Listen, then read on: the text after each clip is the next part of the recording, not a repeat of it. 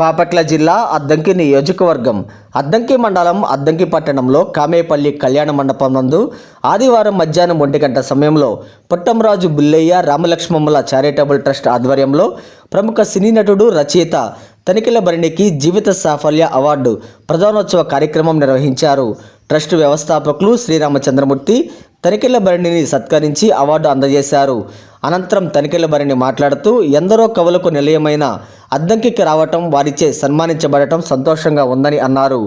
ఇటీవల ఎక్కువగా కమర్షియల్ సినిమాలు రావటంతో చూసి తట్టుకోలేక మిథునం వంటి సాహిత్యంతో కూడిన సినిమాను తీయటం జరిగిందని తనికెళ్ల భరణి తెలియజేశారు.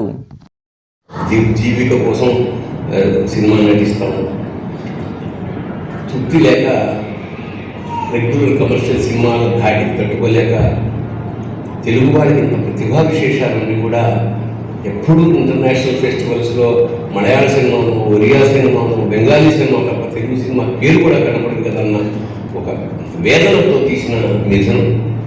అది 2013లో తీసిన ఇంకా మిథునం పచ్చగా ఉండడం అనేది చాలా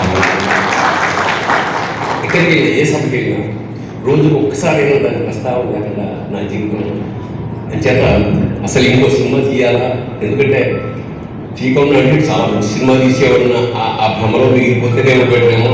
మళ్ళీ దీనికన్నా చెత్త సినిమా ఏమన్నా తీసి ఎందుకు తీసాడు, మిథునం బ్రహ్మాండంగా ఉంది కదా, ఈ ఏం రోగం వచ్చింది వీటికి